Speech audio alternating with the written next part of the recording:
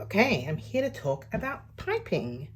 So piping is a lovely finish. Here's a piped edge.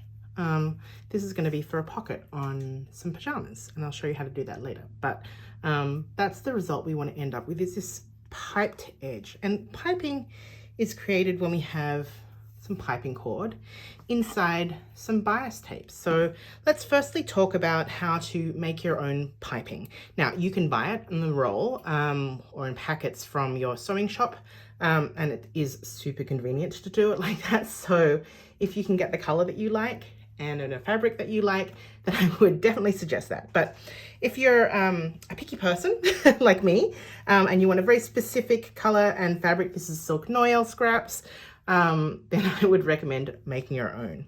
So the first thing you need to do is determine how thick you want the finished piping. Now, for this piped edge, ooh, where did my sample go? Here we go. The cord that I used is 3mm cord, and it's very flexible. You can see it's twisted. It's not really designed to be used on its own for much. Maybe it is a drawstring on a bag, but it's really for piping. And I have some bias strips here. Now, when you cut your bias strips, what you want to do, because they'll wrap around the cord like this, is you want the distance between the edge of the piping cord and the cut edge to be the width of your seam allowance, your piping seam allowance that's been allowed. And in this case, I made the pattern, so I used a 1 centimeter. So I've cut the piping so that it's got that 1 centimeter seam allowance. I would say that the best way to do it is just to wrap it around and cut it and then see what your finished width of bias strip is. And then what you'll do is you'll connect your bias strips together, and there's another video on that, and you'll take a zipper foot. So this is a zipper foot, and you'll just sew it on, running that edge right along, butting it right up against that piping cord. Now, the nice thing about it is it gives you like a bit of a bumper, but I will say that on both of my sewing machines, the tension with just 2 layers of fabric sometimes is a bit off when I use a zipper foot, and that's because the feed dogs aren't connecting with enough of the foot.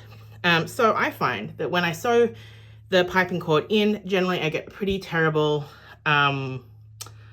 tension on the other side, but it is not a big deal, because usually when you're sewing it onto whatever you're sewing onto next, it will kind of fix itself, and because there's more layers of fabric. So you'll sew the piping cord in, just running your zipper foot just along that edge there, keeping it pretty tight. It doesn't have to be super tight to the cord at this point. What you'll do then is you'll sew it to your garment edge, again using a zipper foot, but this time you'll really snug it up. And what I do is I usually do 1 pass and then check it, and if I can see some of that stitching, I do it again, and you can see here I've done extra rows just to really snug it up tightly. And it's really convenient because the zipper foot will just be like a bumper, and it will just help you snug it up really tight. So that's raw edges to raw edges, and then you'll fold it back. Okay, so this can sometimes be the edge of a garment, or it can be, on a cuff, that kind of thing. And that is all there is to it. It is pretty straightforward. Okay, so I'm going to show you a couple of different ways that we can apply the piping. So if you're doing a cuff, or this is a pocket cuff, I don't know what you call it, like a pocket, whatever. Okay, so I've stitched it to one of the edges of my pocket, and I'm just going to cut it off flush with the ends here. As I said before, I had a few passes just to make sure that none of the stitching is showing there. And then you can press it, or finger press it even, behind. At this point, I would kind of give it a bit of a feel and see what your bulkiness situation is.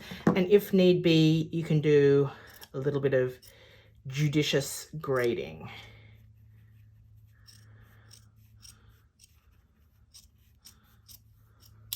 Okay. Right.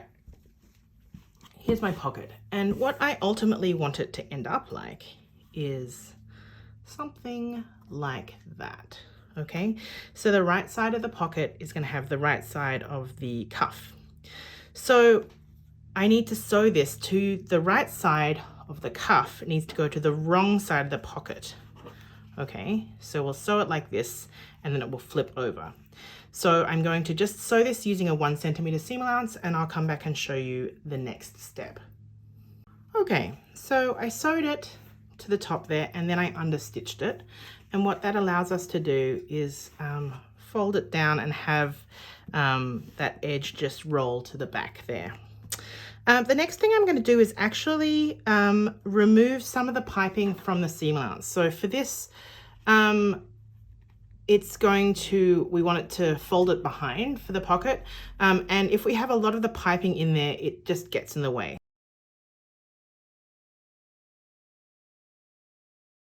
And then I'm going to kind of like bunch it up like this. Get the extra off, and then you'll have empty seam allowances. Okay.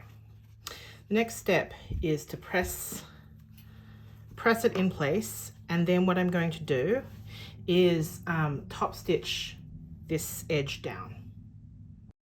So then here's what that finished pocket would look like with the piping. I've just turned the edges under.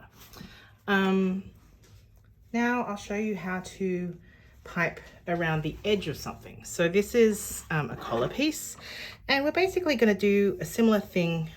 Just apply the piping to the edge of the collar, just raw edges together, just using a 1 centimeter seam allowance. I'm going to use my zipper foot to do that, keeping that nice and curved, making sure you're not stretching it as you go. Okay, so I have sewn that to the edge, and then what I'll do is I'll take my other collar piece and I'll place them right sides together, and I'm going to sew it again. I'm just going to turn it over. So I will sew these collar pieces together, right sides together, using my zipper foot again and following this same stitching line, again snugging it up, snugging the zipper foot up to that piping. So I'm going to sew along using that same stitching line, or even a smidge closer to the piping if there's a place where it's not super tight to the piping, and then I will clip it and turn it through. Okay, so I'm going to clip around this curve.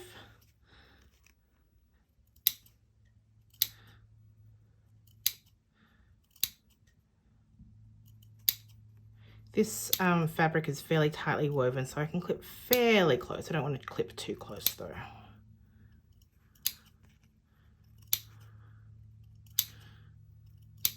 The fabric is also very fine, so it doesn't really require too much grading, which is nice as well. So I've clipped that curve, and then I'm going to clip into this inside curve using single snips.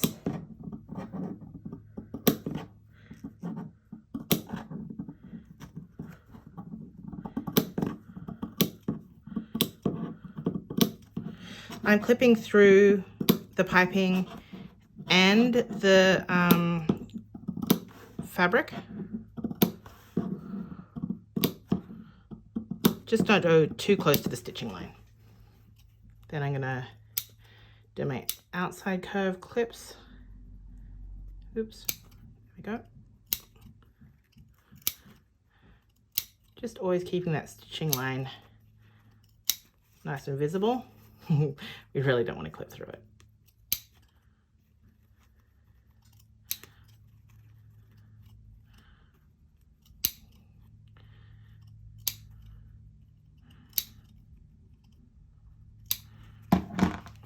Okay, then we can turn it through. Whoops.